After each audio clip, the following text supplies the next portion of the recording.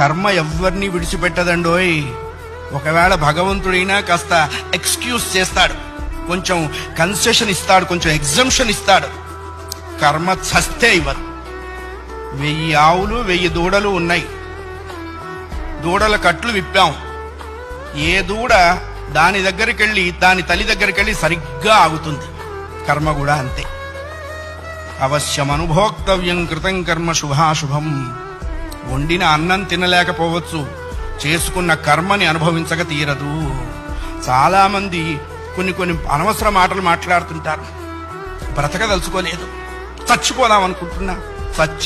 చావుడేటువంటిది ఏదో ATM card పెట్టంగానే డబ్బులు వచ్చినంత ఈజీ అనుకుంటాడు.